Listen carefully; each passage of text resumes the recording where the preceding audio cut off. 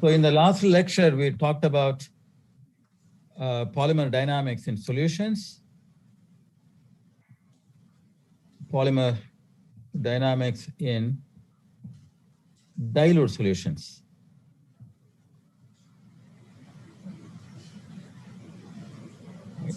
So what we did was, okay, we looked at,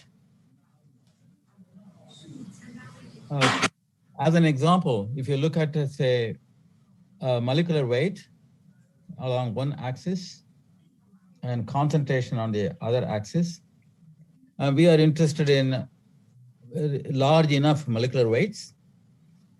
If the concentration is very low, we'll have the ZIM regime. Right? ZIM regime corresponds to a situation where hydrodynamic interactions are manifest, they are present. Then when you increase the concentration above, say, for example, overlap concentration, say somewhere here is C star, overlap concentration, and you know that overlap concentration depends on molecular weight, right? C star goes like molecular weight power 1 minus 3 nu, and nu depends on nature of your polymer, quality of the solvent, etc. So we know that. So this C star depends on molecular weight. And also you know that if you increase the molecular weight, the C star is going to be smaller, right? So it's going to be something like this. In this curve, it's going to be like that. Right, so this is a region where you are going to have a ZIM regime, ZIM dynamics. Then depending on the molecular weight, if you go above the overlap concentration, then you have Rouse regime, right? We talked about how the Rouse regime comes about. This is Rouse. And the reason for this is screening, right? Hydrodynamic interaction is screened. That's the reason why we have a transition from ZIM to Rouse. And we looked at the consequences of this crossover. How do we describe that with the scaling laws? And what are the key features of Rouse dynamics? Although it was introduced for this limit, concentration being very small in this limit, since it did not account for hydrodynamic interaction, it was not applicable here, but serendipitously, this regime becomes operative for semi-dilute conditions, provided there are no what we will call entanglements. So we increase the concentration a little bit more, right? So suppose this is my highest concentration. Suppose I go to a melt. Okay, this one corresponds to a melt condition. No solvent. Then it turns out this Rouse dynamics is valid up to a point here. This is the axis is molecular weight. Up to a point here, the Rouse dynamics is valid. And for molecular weights larger than this value, which I'm going to write as M sub E. Okay, M sub E is entanglement molecular weight.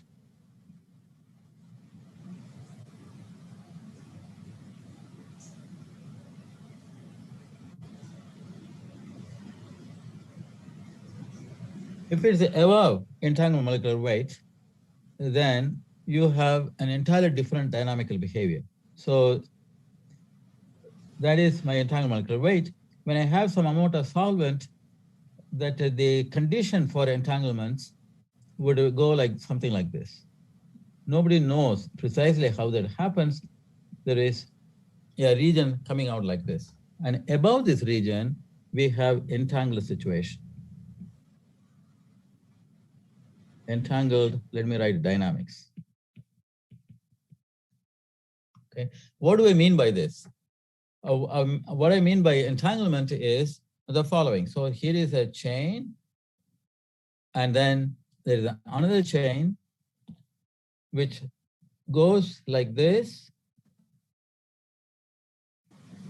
and since the chains they cannot cross, they can interpenetrate, but they cannot cut across, right? When you have something like this, that means I have a chain. Say, suppose I have a chain like this, and then another chain goes like this, right? Then they cannot cut across. See, this is uncrossability.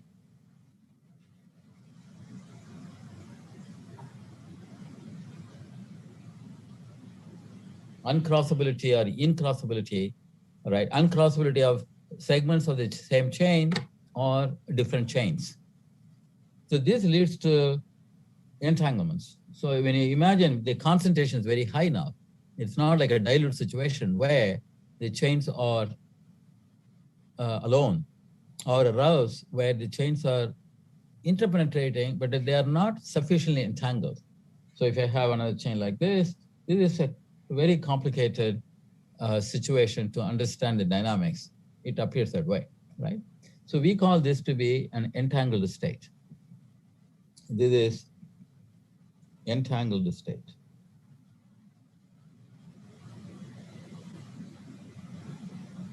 So today, the subject matter that we are going to talk about is this state, because we have made progress in understanding Zim dynamics, Rouse dynamics, and the crossover.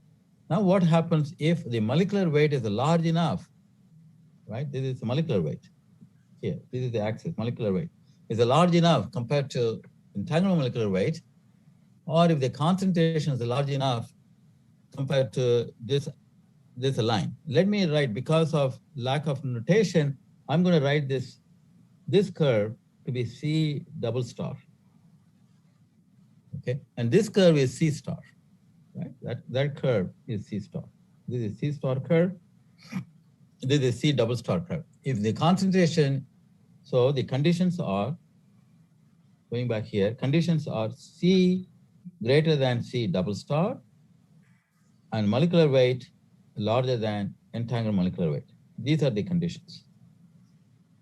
If you have these two conditions satisfied, we are in an entangled state.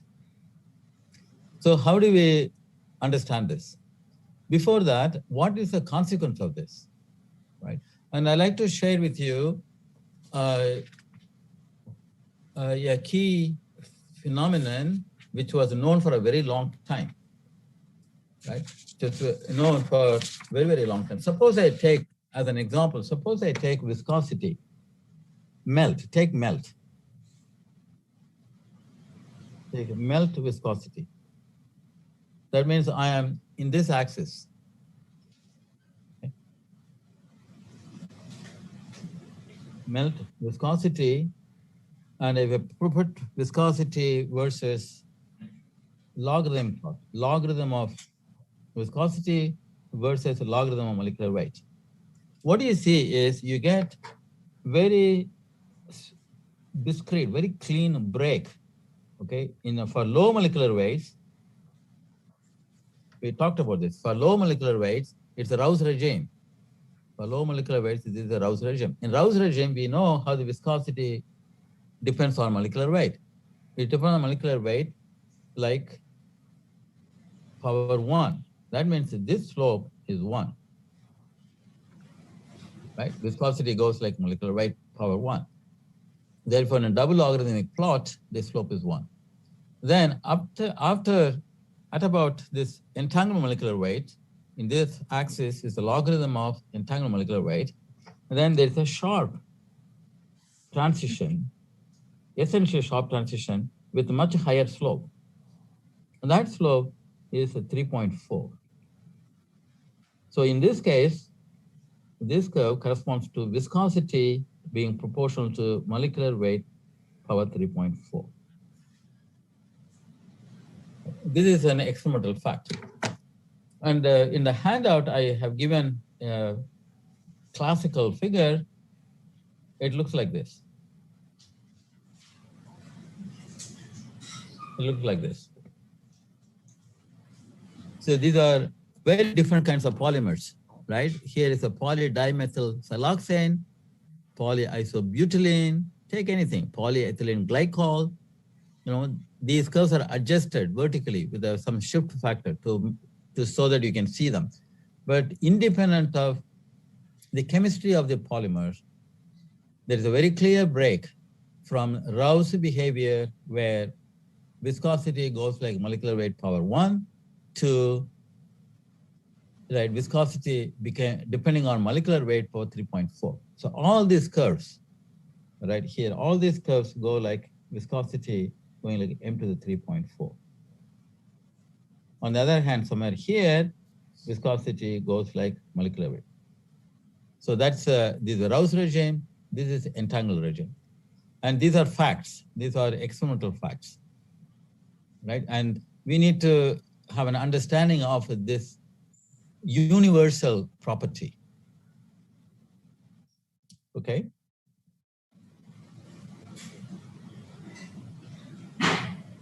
So that is our goal, okay? This is what we are going to do next. And as you can see, this problem is extremely complicated, very, very difficult to do. But then there is a brilliant suggestion, a model that was proposed in the 70s. That model is called reptation model. So that's what I'm going to describe now, right? There is going to be, I'm going to talk about reptation model. Remember, this is a model.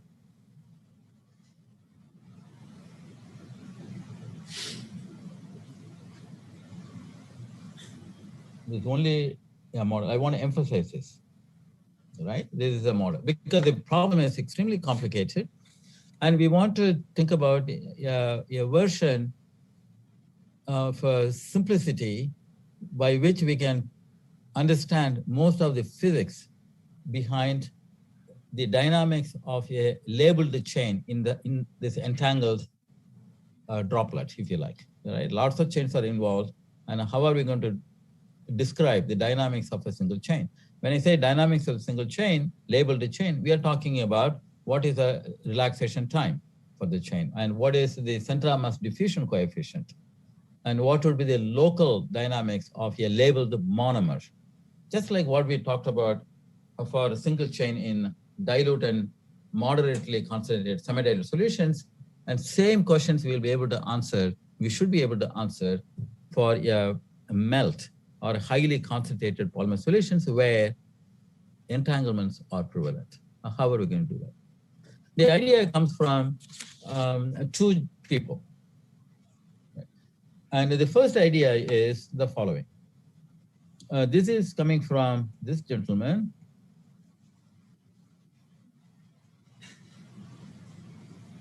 I have given references to these people, these works.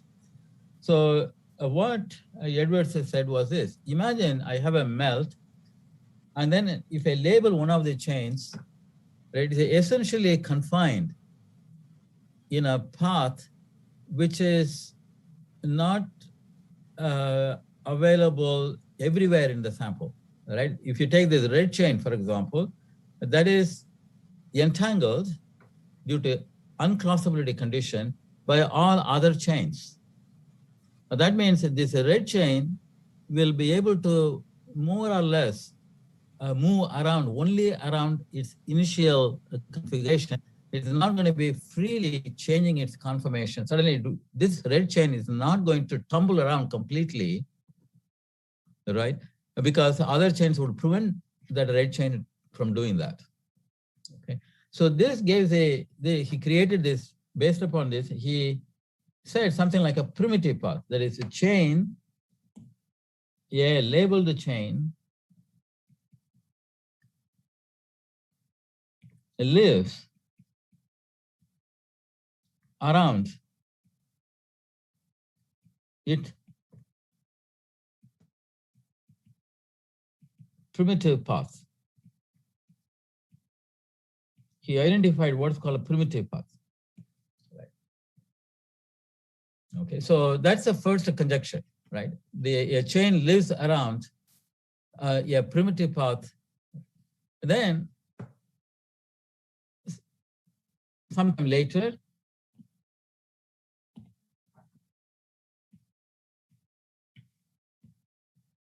Doi came up with the argument. If it lives around a primitive path, let me consider this to say the chain, right? The chain, the labeled chain,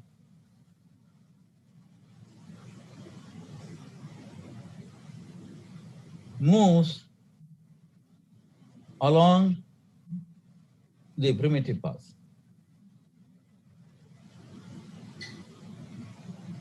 Along its primitive path. Okay, this is a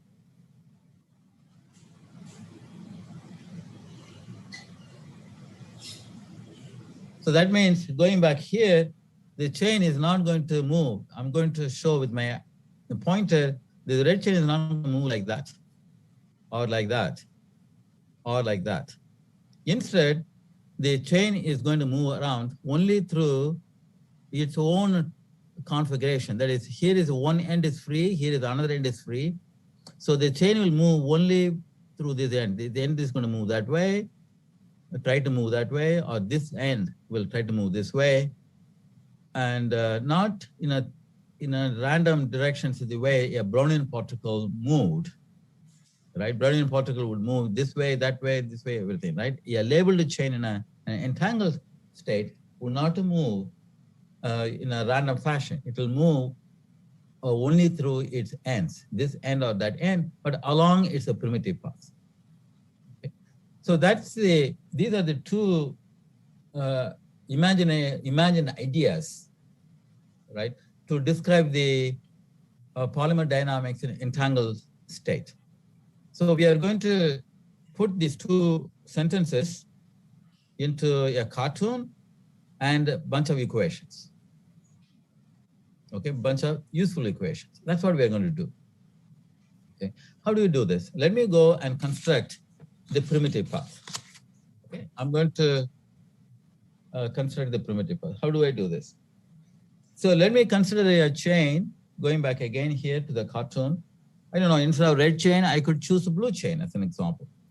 You take a blue chain, and then say, imagine this blue chain here, right? This blue chain, for example, it is entangled by this portion of the red chain. So the blue chain cannot move out, it cannot cut across, because this red chain is not phantom, it's not a ghost, right? It's a real thing, right? It cannot pass across by breaking the bonds. It's not going to do that. So similarly, when the blue chain comes here, there is another entanglement, etc. So what I'm going to do is, although this is in a three-dimensional space, I'm going to take this blue chain and represent all other chains by, okay, take this blue chain and I'm going to represent on a two-dimensional plane. So just to make the illustration, right? So when I do this, I will get something like this, right? They take the blue chain, right? Suppose I have, so this is, I'm just projecting it like that, all right? I took this blue chain in the three-dimensional space, right? And I took it and I project it on a plane.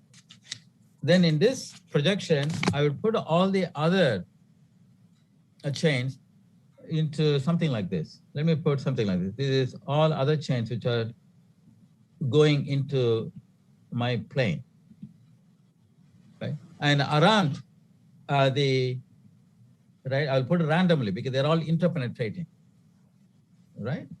I'll all interpenetrate, right? Something like that. Randomly, I'll put all these constraints everywhere, right? Random constraints.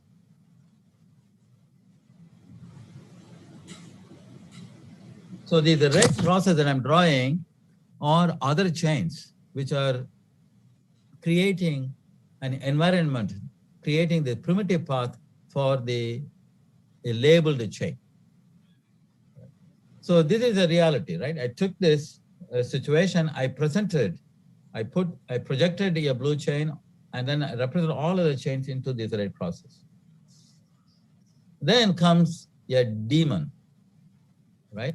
And the daemon, what the daemon does is the daemon holds one end here of the real chain, right?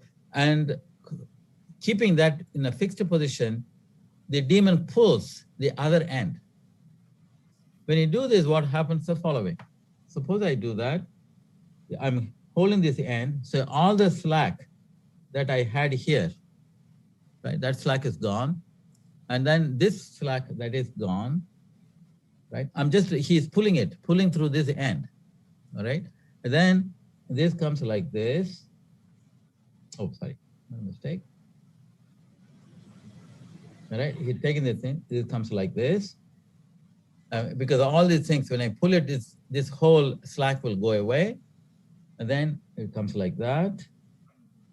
And then it comes like this. Then it goes like this, and then comes out.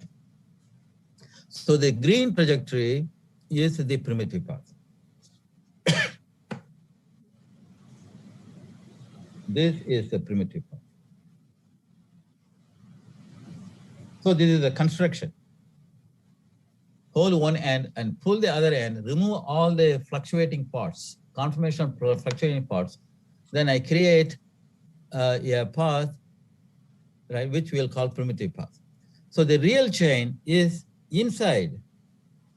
The real chain is around this primitive path. So the real chain would be, right, will be residing in a tube-like environment.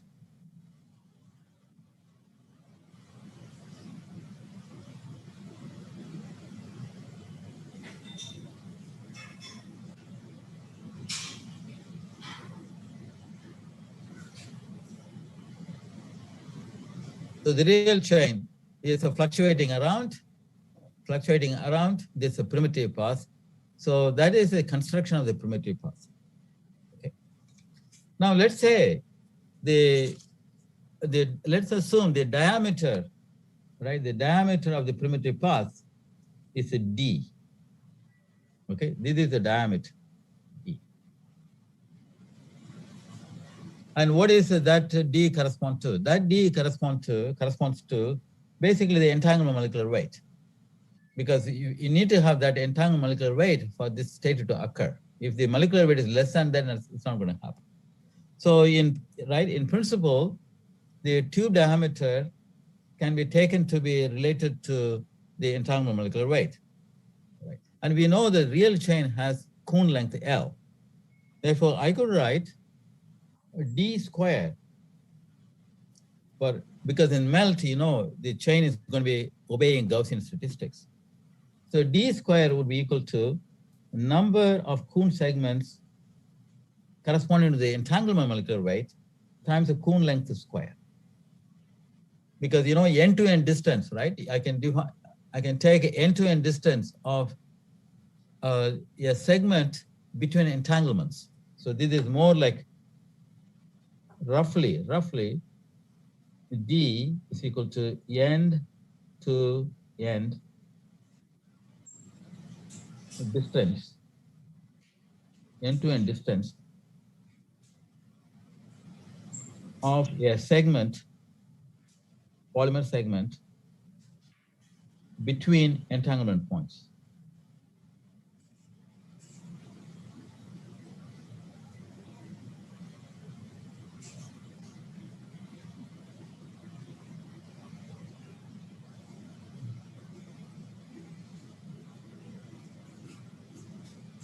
Okay, which is also, I write that to be tube diameter.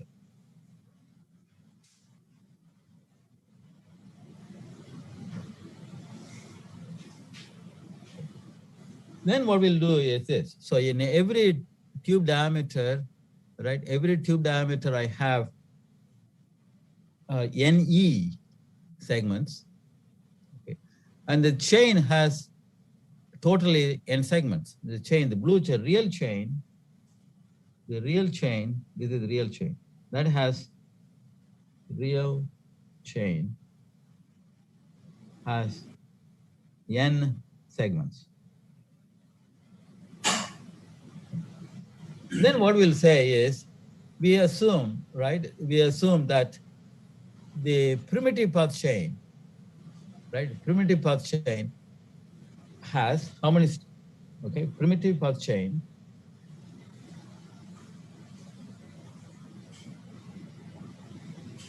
has n divided by ne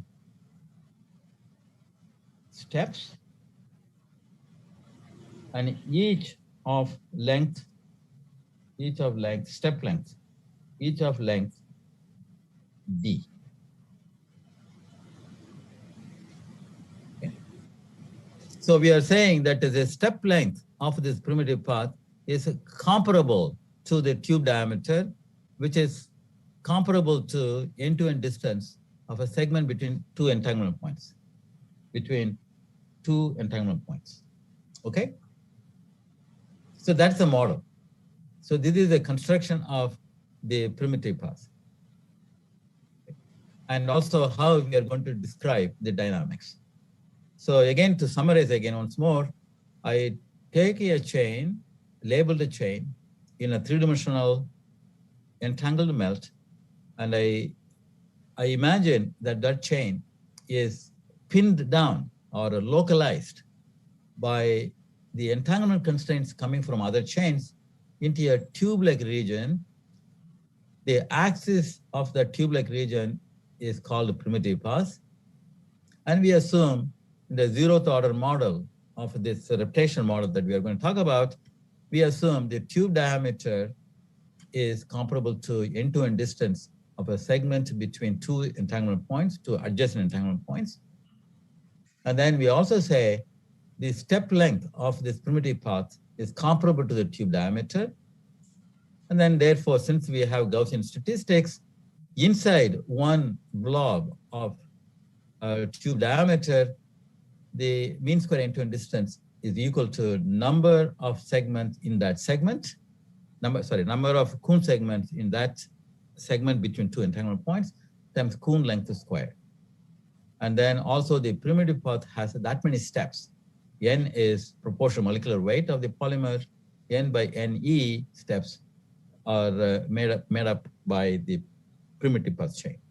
And then the step length of the primitive path chain is D.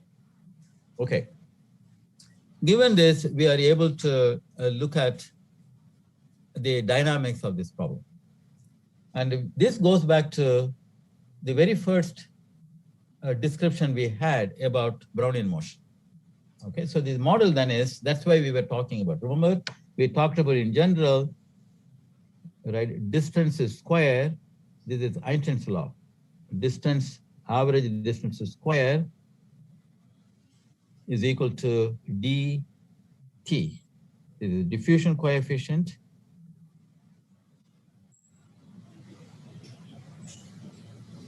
times time. And then here we had a prefactor. We did not write a prefactor. It's 2 for 1 dimension, 4 for 2 dimensions, 6 for 3 dimensions. If the motion is 1-dimensional motion, the coefficient here is 2. And if it's 3-dimensional diffusion, you know the 6 dt, right? Distance square is 6 dt. That's what we had. 6 is for 3 dimensions, right? For 1 dimension, it's 2. Okay, so we know this theorem, right? We know the general theorem. This is true in general, independent of the specificity of the process. As long as it's a diffusion, this one will happen. Now the assignment that we have is the following. I have tube-like region. Let me draw it like this.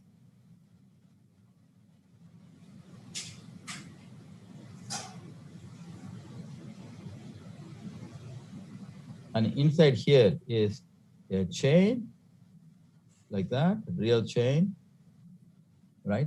And we wrote this to be a primitive path chain, like that, like that, like that, like that. Now what we are going to say is, this chain is going to get out of this, right? What is the red? Red border here is representation of all other chains, which are pinning down this blue chain, right? The red, okay? So that's the model. That's what we are going to say.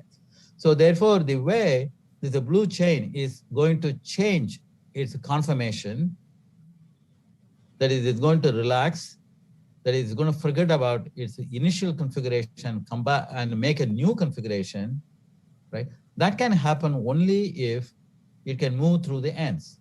Either it can move this way, this end goes like this, or this way, right?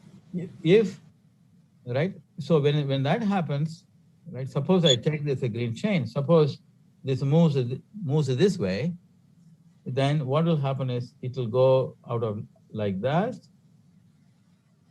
right? Then like this, like that, like that, like that.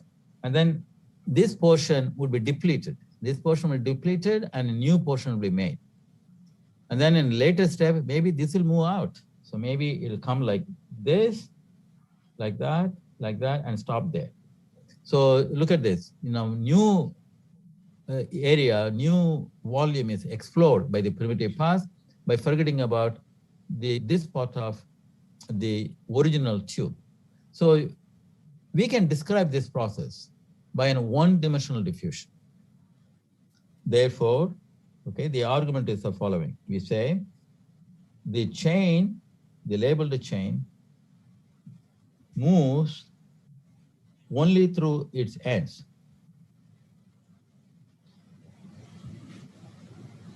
Only through its ends, right? Like a one-dimensional random walk.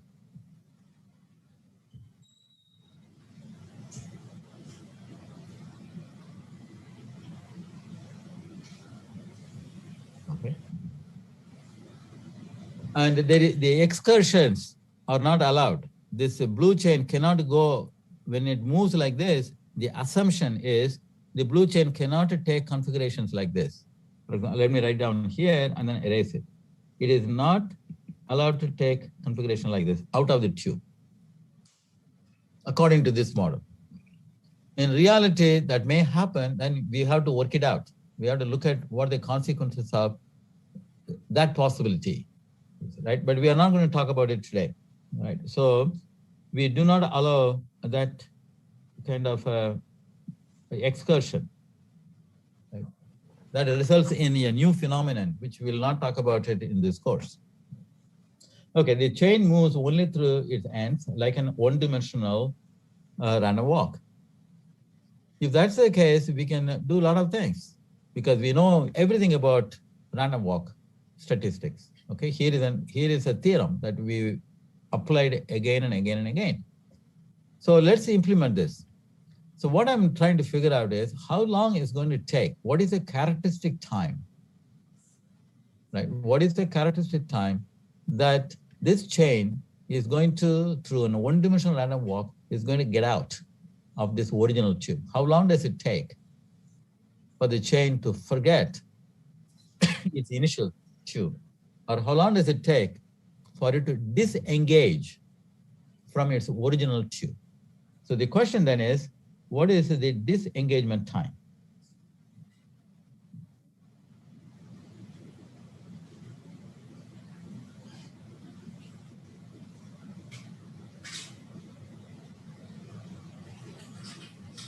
Tau D. What is that? That's the question. How long does it take for the chain to forget its initial configuration? It also means relaxation time, because that's what we talked about. Always, right? Rouse time, zoom time. How long does it take for the chain to forget its initial conformation and come back to a new conformation? So what is that? So what we are going to do is we are going to implement this equation there. Okay. And how do we do this? First, we need to know the diffusion coefficient, right? We need to know what the diffusion coefficient is. For this process, for a one-dimensional process, what is the diffusion coefficient? Remember, when the chain is moving, what is the friction? This is a melt, right? The friction coefficient is going to be monomer friction coefficient, right? Locally. But how many monomers are there? There are capital N monomers, right? There are N segments, if you like, and then for each Kuhn segments, right? Each Kuhn segment, let's say zeta is the bead friction coefficient or friction coefficient per segment. Therefore, the total friction coefficient is going to be zeta times N. So let me first write down the diffusion coefficient, right? This is D, diffusion coefficient along the tube, which I write it to be D tube. Right? Diffusion coefficient along the tube, that's going to be, as we know, Boltzmann constant times temperature divided by friction coefficient, which is going to be friction coefficient for a Kuhn segment times the number of Kuhn segments. Because, right, when I drag it, when it undergoes movement, the friction coefficient is zeta per Kuhn segment. And there are n such Kuhn segments. Therefore, the diffusion coefficient along the tube is going to be kBt by zeta n. But if it were to move three-dimensionally, if the chain has to move around three-dimensionally, then the diffusion coefficient is different because that's not along this one-dimensional pathway where every monomer has to be dragged out along a one-dimensional trajectory. So it's going to be, that three-dimensional diffusion is going to be different. That's the reason why I want to put the subscript tube. That means the diffusion coefficient along the tube, or this is, you can say, curvilinear diffusion coefficient. Curvilinear diffusion coefficient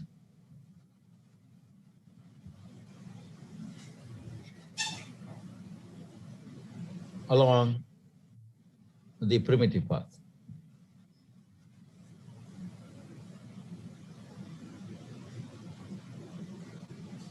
Okay. So what we now say is the following. Okay, so we use this formula, right? This is the time I'm looking for. In that disengagement time, what is the distance that it has traveled? The distance it has traveled would be the primitive path length, right? The distance that it would have traveled is a primitive path length. Therefore, I have to take the distance, namely the primitive path length, right? And then square it.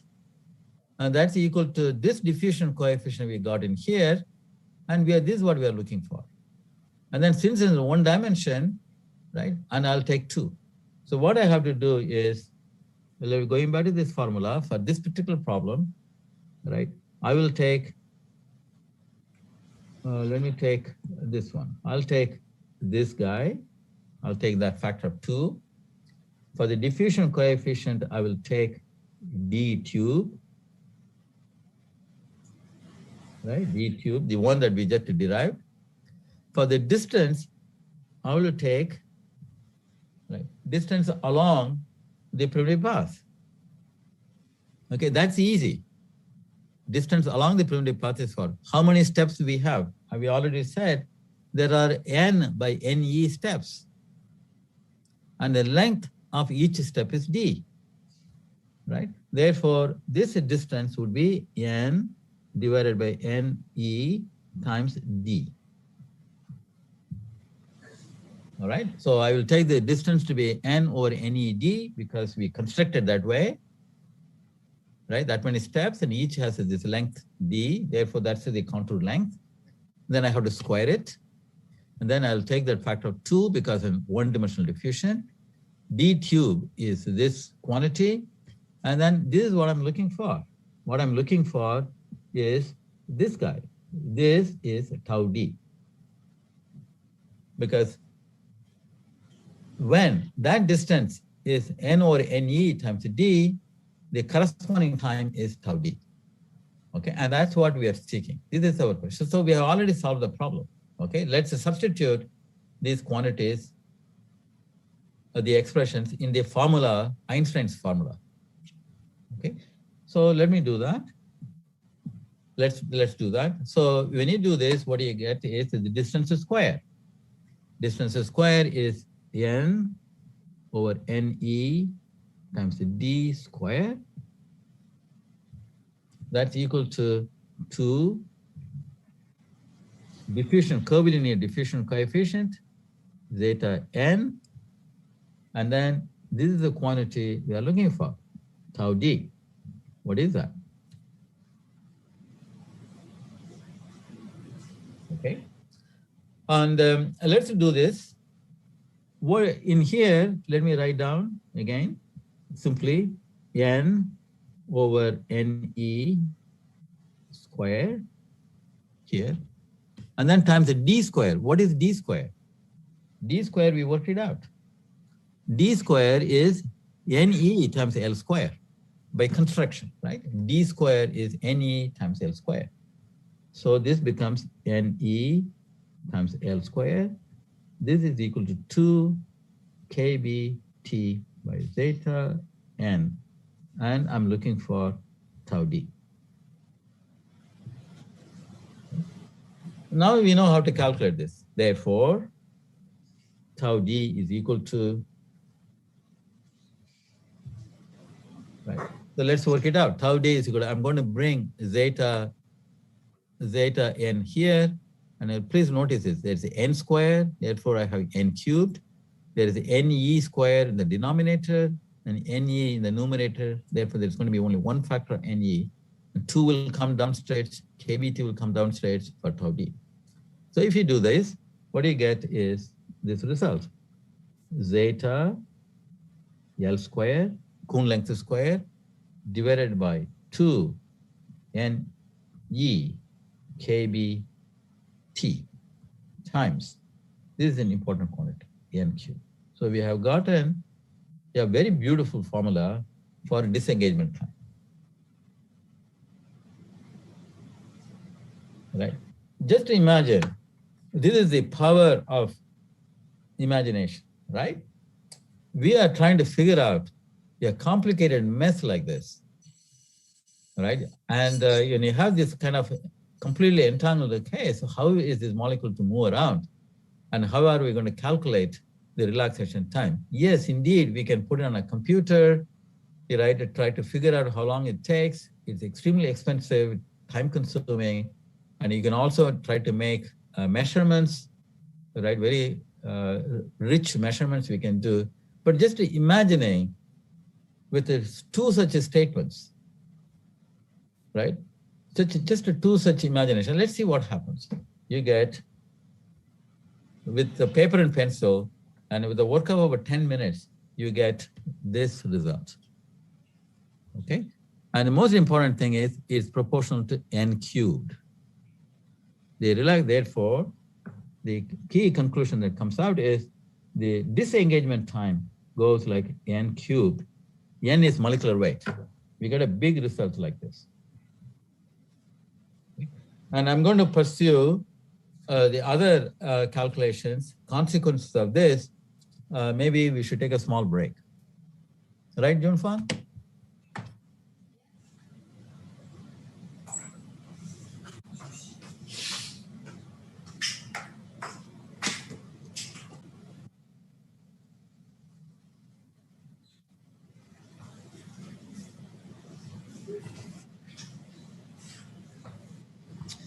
Okay, so now the next question that we want to ask is, what is the diffusion coefficient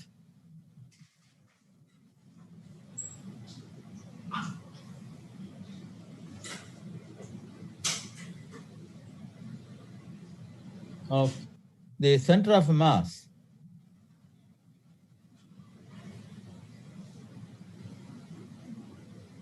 of a labeled chain?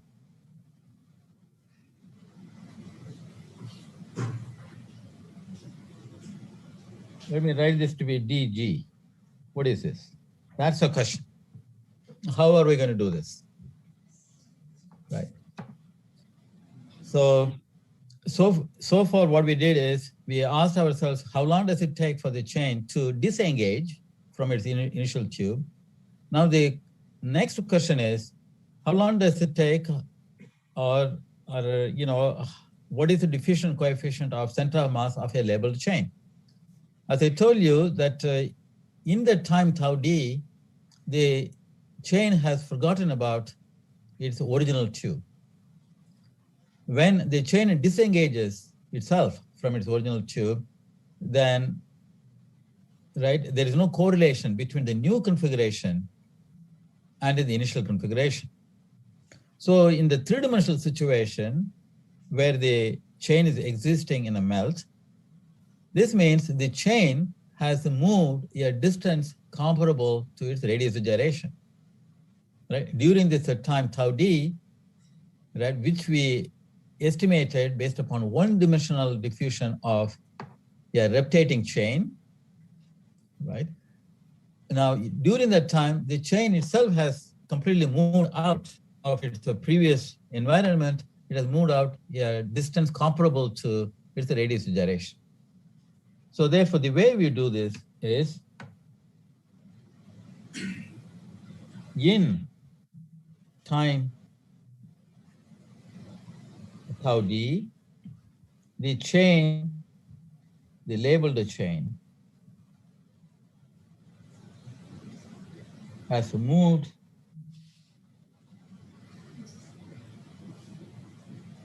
a distance comparable to its radius of gyration. It's RG, you know RG is radius of gyration. In time tau d, the labeled chain has moved a distance comparable to its radius of gyration. Okay, then we go back, given this sentence, right? This is what we know, we think. Then we use Einstein's law once again. Okay, let me write it down. So now it's a three-dimensional motion, right? So let me write down distance square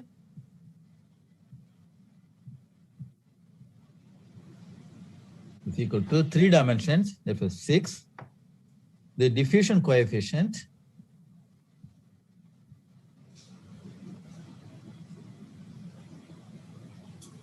times time. Okay. Now let's put in the symbols. We are looking for this quantity we call dg, right? This is a dg. This is our diffusion coefficient. That's what we're looking for. Diffusion coefficient, center of mass. And in this situation, right, what we are looking for is in time tau d, the distance it has traveled is radius gyration, that is Rg. That is, you know that is going to be square root of n times L. Right? Square root of time, right?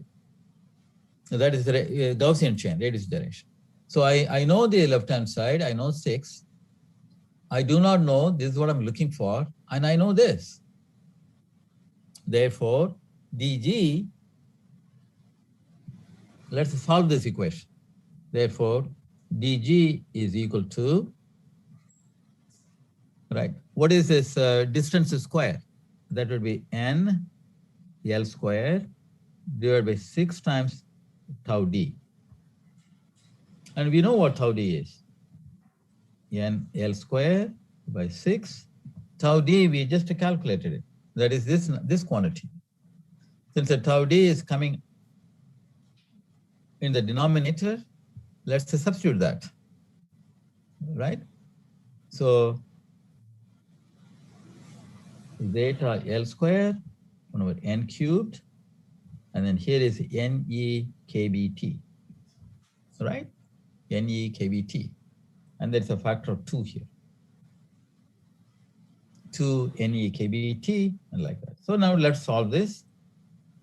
And the most important thing is, look at this, L square cancel out, of course. Most important thing is the n in the numerator, n cubed in the denominator. Therefore, when you work this out, what you get is 1/3, which is not a significant quantity, 2 over 6, that's 1/3. And then I have NE, entanglement molecular weight, related to entanglement molecular weight, that's NE, divided by zeta, right? And then there is kBT, kBt. And the important thing is 1 over n square. dg goes like 1 over. Here is a factor of n, and n cubed n square. So this is a key result. Therefore, we get, apart from the prefactors of everything, we get dg goes like 1 over n square. Okay. So we have a prediction for the longest relaxation time, which is the disengagement time, depending on molecular weight, with a cubic law, n cubed.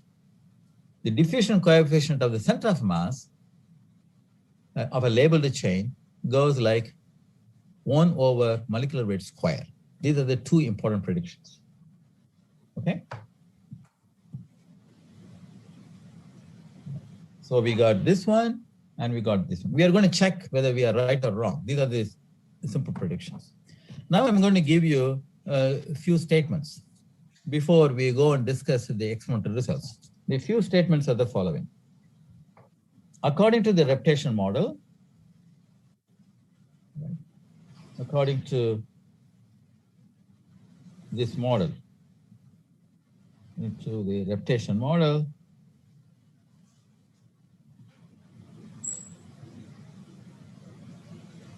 you can calculate mean square displacement of a labeled monomer. Mean square displacement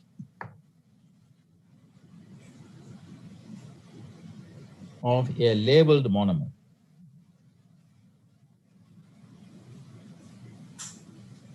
You can do neutron scattering, for example, right? But you can calculate this. According to this model, what you get is r square t. This is mean square displacement of the labeled monomer versus the time. And I'm going to plot logarithmic plots, double logarithmic plots, logarithm of time. What do you get? Sorry, what do you get is the following. There is a significant signature of the reptation model, which is there is a region which goes like a quarter power law, 1/4. Remember, if it were Zim regime, if you remember this quantity, that's a 2/3. If it's a Rouse regime, it's a half. Now that motion is even more slower because of the entanglements, right? When you have chain connectivity internally, monomer displacement square went like a half power. But now we have additional constraints, therefore it goes like a quarter. If we do the analysis, what happens is this curve, then there is another region which goes like a slope of half, and eventually it should be Einstein-like, that's slope 1, and also before this one you have half. Because when you have, for example, inside, if you for times very, very short, the monomers have not seen the tube-like region yet. Therefore, you should have Rouse dynamics. For the Rouse dynamics, you have half. So on and on. So you can work it out. But the important thing I want you to record is quarter power law is a signature of reptation. Okay, this is a signature, an important signature. If you see this, that means that the chain is undergoing reptation. The details of these things have been worked out. I mean, intuitively you can argue, right? But it has been very nicely worked out. Another quantity that I like to present to you in terms of the reptation model is stress relaxation function.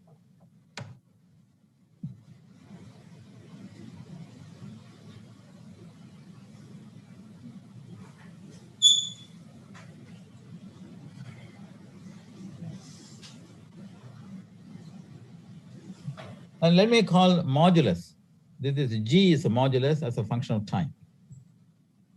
This is a shear modulus, if you like, right? Shear modulus of this melt. This can be written to be Gn0. This is called a plateau modulus.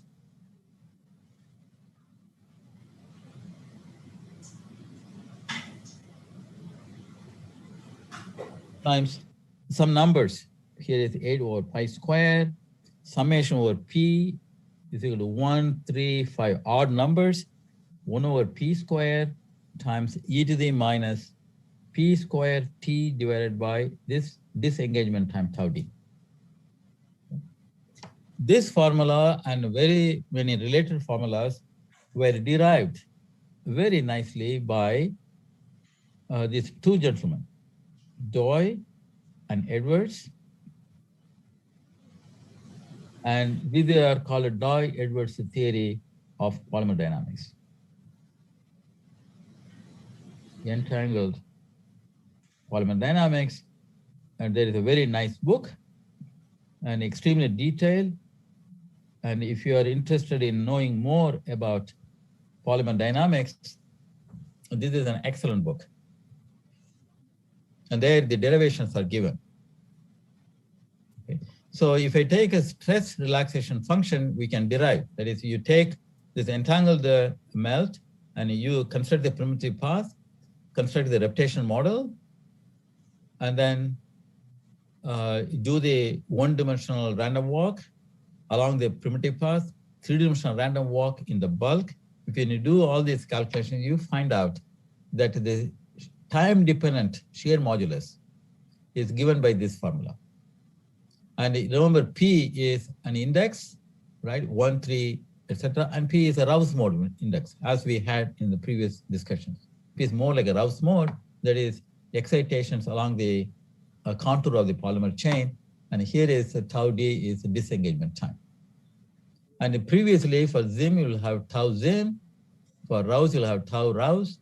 But here, for the entangled situation, it's disengagement time. Okay. Now, why do I want to give this formula? I want to relate this with the question that we had. Remember, we had this question. This question, right? The viscosity was going like 3.4, right? So we want to look at what the consequence of this reptation model is of our viscosity. Let's do that. So once you calculate the stress relaxation function, viscosity of this melt, viscosity, right? That's given by this following formula. Simply dt 0 to infinity g of t. Okay. So what we do is we have a formula for g of t, take this expression, put it in here, and basically it is e to the minus some quantity times t. You know how to do that integral, and then do the summation over p. If you do that, this turns out to be equal to pi square over 12, plateau modulus Gn 0, and times the tau d. Okay. And the Gn 0 plateau modulus does not depend on molecular weight. It depends on the density. The plateau modulus does not, it's a constant. Since it's entangled, it's more like an elastic solid, so it has a modulus. So that is that quantity. And that is dictated by the entanglement density, not by the molecular weight. Okay? Therefore, this is not dependent upon molecular weight. Okay? But tau d does. And we know what tau d is. Tau d went like this quantity, n cubed. Therefore, the prediction then is, therefore, we say viscosity is proportional to n power 3. That's our prediction. Okay?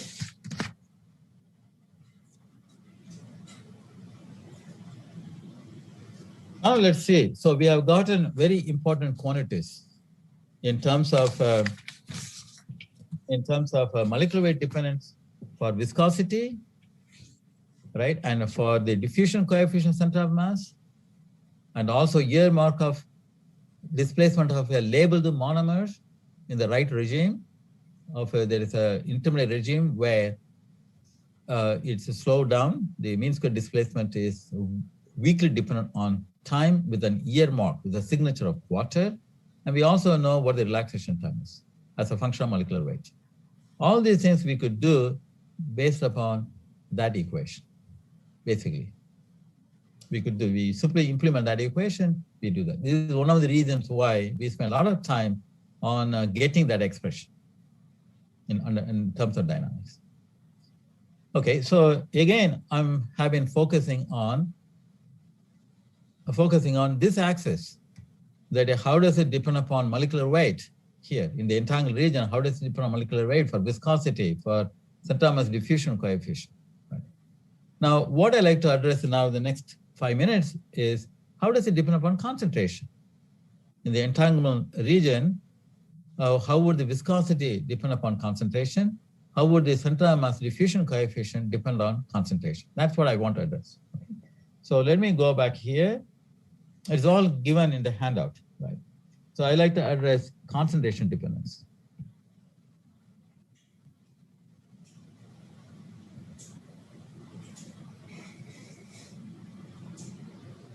Depends of d center of mass and viscosity in the entangled region. How do we do this? Okay, that's the question. Well, we are going to do with a scaling argument, right? You remember that we did, right, so many times the scaling arguments, right? Let me take this d center of mass, and I think I also use a simple dg, same thing, d center of mass. That's equal to, in dilute solution, we know Zim, right? In dilute solution, it goes like n to the minus nu times some function of c by c star, that is c times n to the 3 nu minus 1. We did this before, many times. Because the dimensional quantity is c by c star in terms of concentration. Therefore, there's a function of c by c star, which is c times n power 3 nu minus 1. That's a variable. But when this quantity is very weak, it's very much less than 1, I must recover Zim results.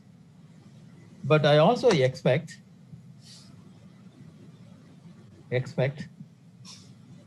for C much larger than C star, expect what? D center of mass going like 1 over n square. Because that's what we did. Right? We derived this. D goes like 1 over n square. If it's undergoing reptation. Therefore, that's what I expect. In terms of molecular weight dependence, I expect that. If that's the case, it's easy, right? Therefore, I argue, I count the power. Therefore, n to the minus nu times c, n to the 3 nu minus 1 power something, which I do not know. I do not know that. Okay, and that's proportional to n power minus 2.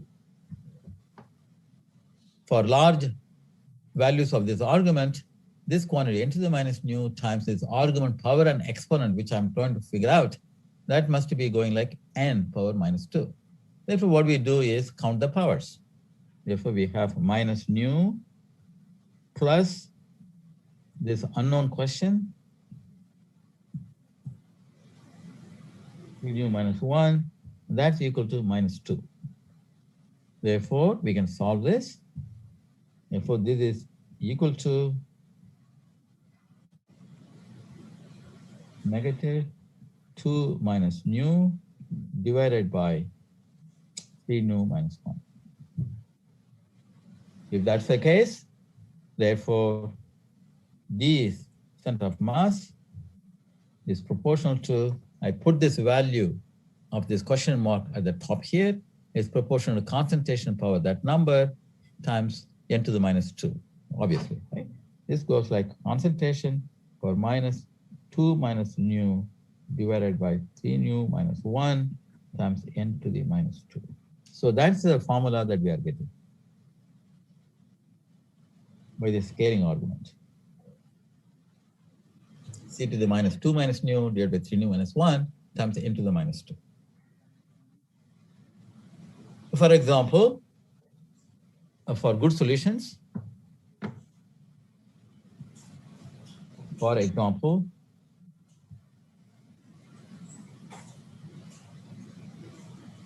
for good solutions, of flexible chains, right? Flexible chains, nu is equal to 3/5. Therefore, I would expect a d center of mass going like concentration power 3/5, right? That's 2 minus 3/5. That's 7/5. Here, 4/5. So concentration to minus 7/4 times 10 to the minus 2. That's my prediction. This is my prediction from reptation. So I would expect center of mass diffusion coefficient to depend on polymer concentration power negative 1.75. Okay, we'll come back and check this. So similarly, I want to look at the viscosity. How does this is the scaling law, scaling derivation for center of mass diffusion coefficient. So let's come back and look at the viscosity. Similar scaling argument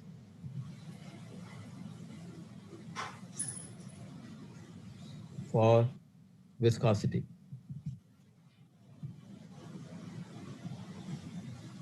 Please remember, going back what we did, the viscosity will go like, right? You remember this intrinsic viscosity times C plus ... And we can write this to be simply a function of C by C star,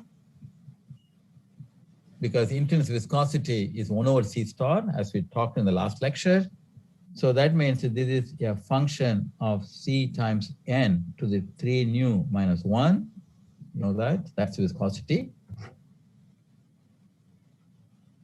Right. And I expect for C greater than C star, viscosity to go like N to the cubed, because that's what we did. Right? Viscosity going like N cubed. So that's what I expect here. Therefore, C N to the 3 nu minus 1, 3 nu minus 1, power something, that's a question mark, that's equal to N cubed. Therefore, it's very easy to figure out. Therefore, the question mark is equal to, because this power has to be this number, that's trivial, right? Then that must be equal to 3 divided by 3 nu minus 1. Okay, so we got this. Therefore, we get, our prediction is viscosity is going like a concentration power 3 divided by 3 nu minus 1 times N cubed. Okay, that's the prediction.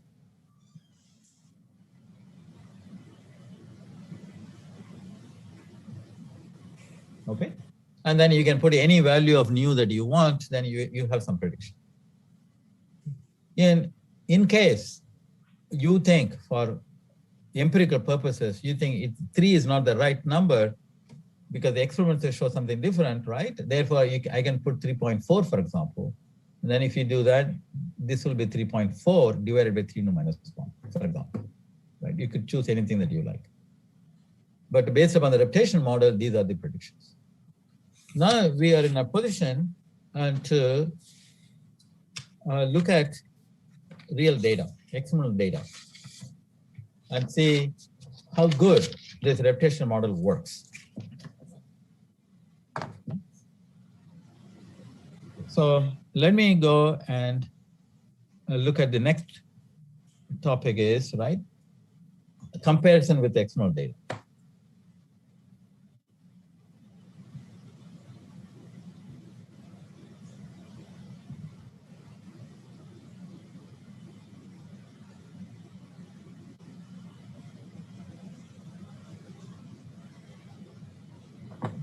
So I'm going to go and show some graphs, some data, which are given in your handout.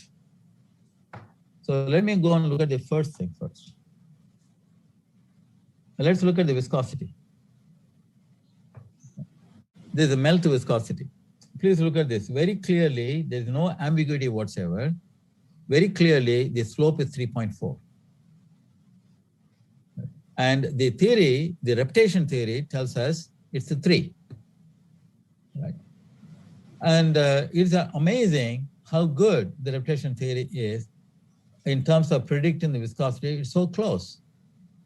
Remember, the reptation theory is a model, right? We are not allowing for excursions of this chain orthogonal to the tube axis.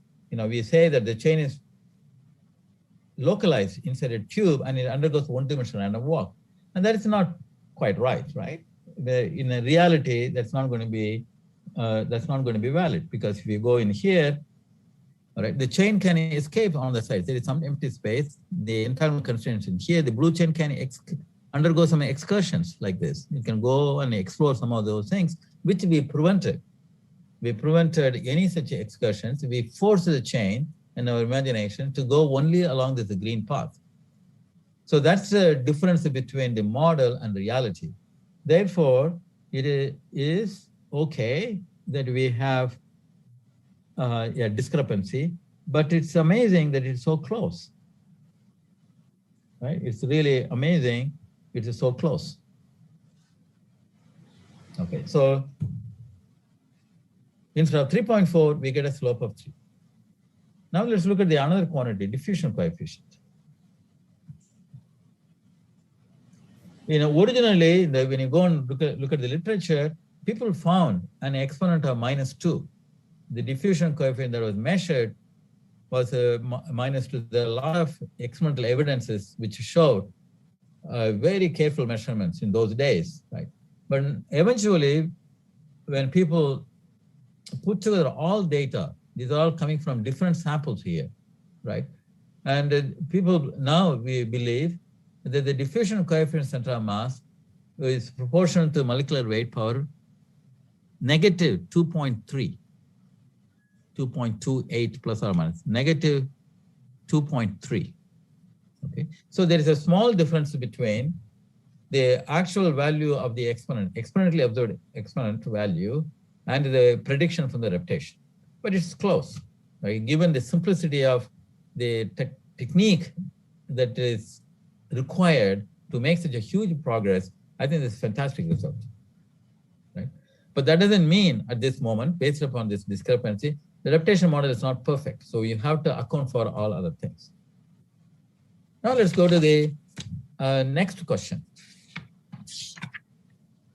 Right. Let's look at the viscosity as a function of concentration. We look at this beautiful result here, right? Here I have viscosity as a function of the polymer concentration, right? And look at the different molecular weights, right? Different molecular weights. And in this particular case, I'm just making an annotation, right? In my scaling argument, if I put my expectation, going back to my expectation,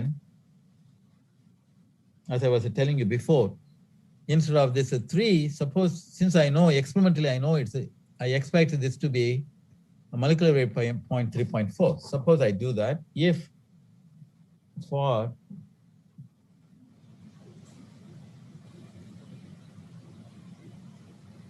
my expectation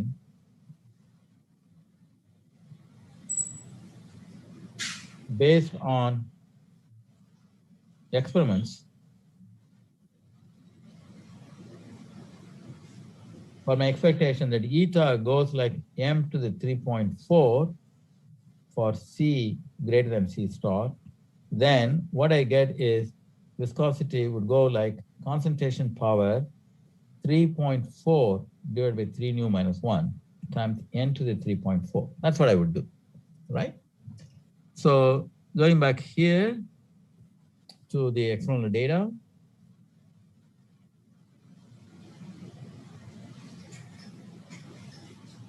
This is remarkable, right? That slope is 4.7 because I know for this sample, for toluene and 40 degrees Celsius, I do know, given the molecular weight, I do know, well, various molecular weights, I know the intense viscosity. That goes like 0.72.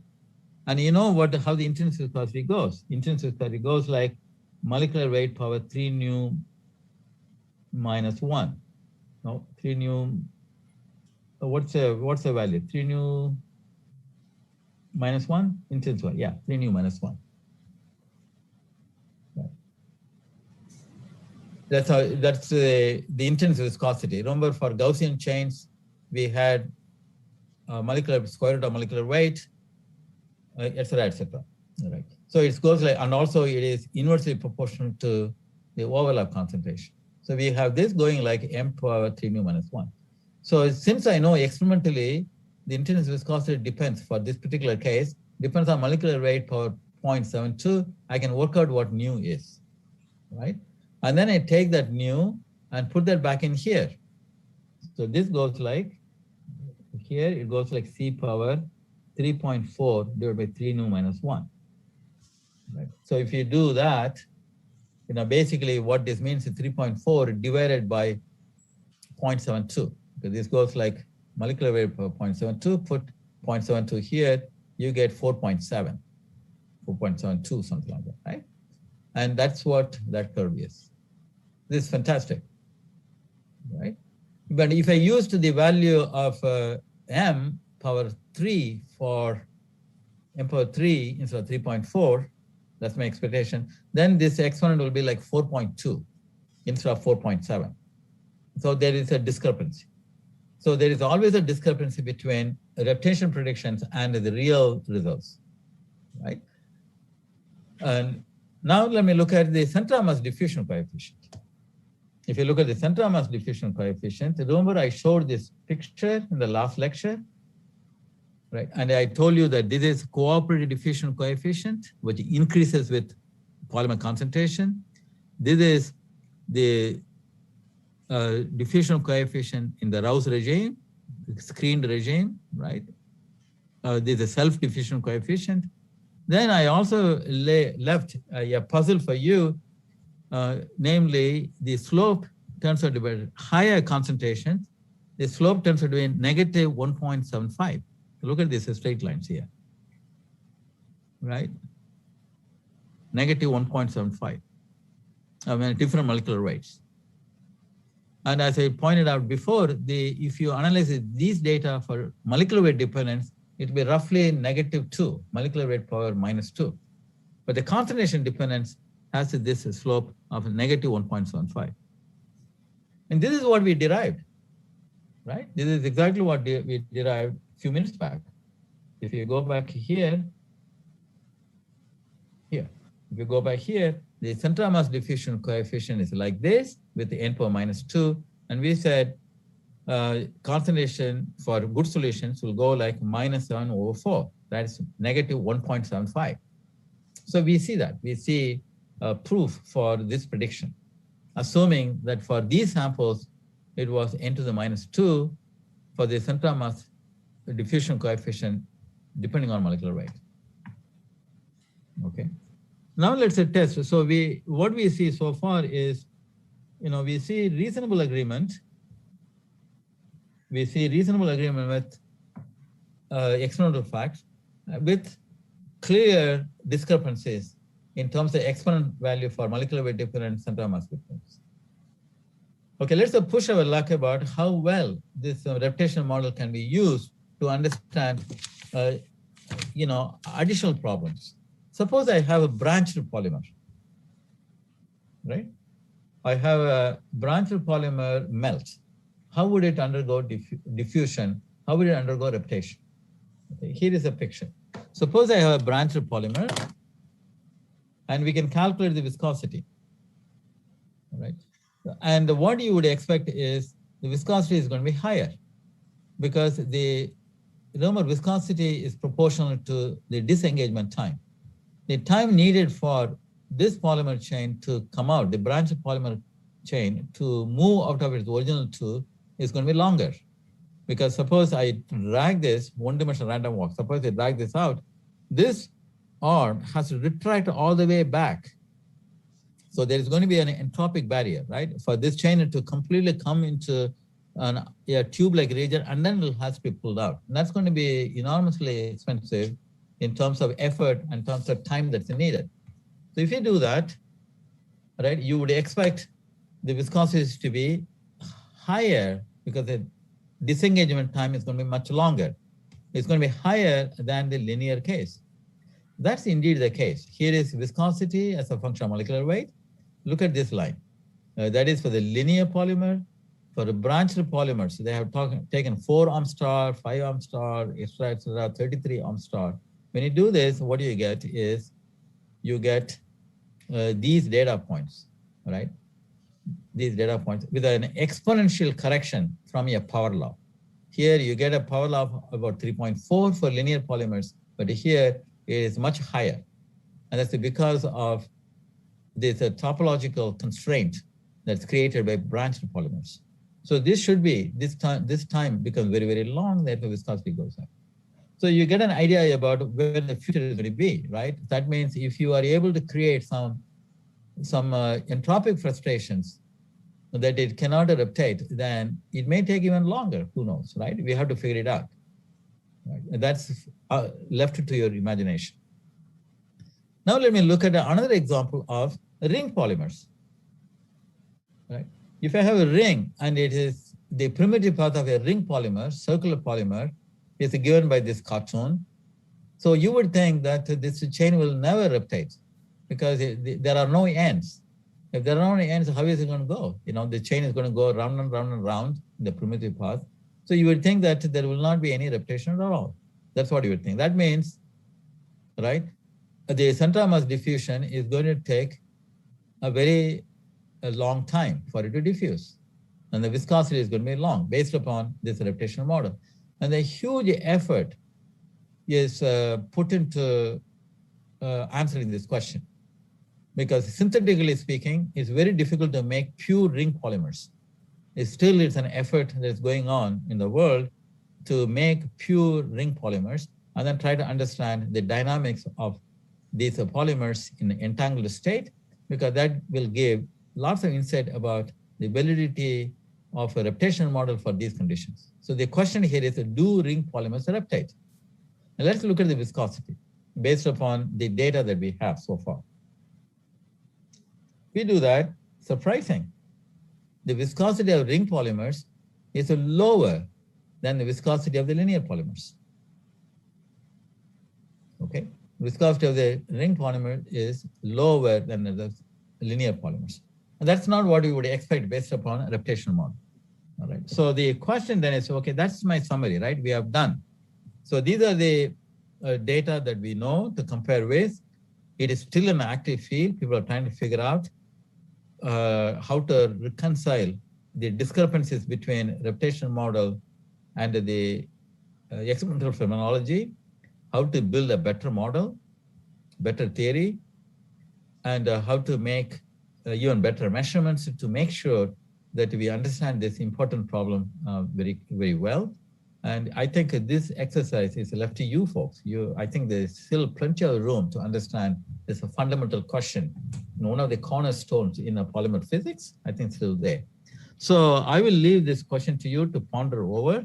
Basically what I'm trying to say is, so what is your conclusion about the idea of reptation and the current understanding of entangled polymers?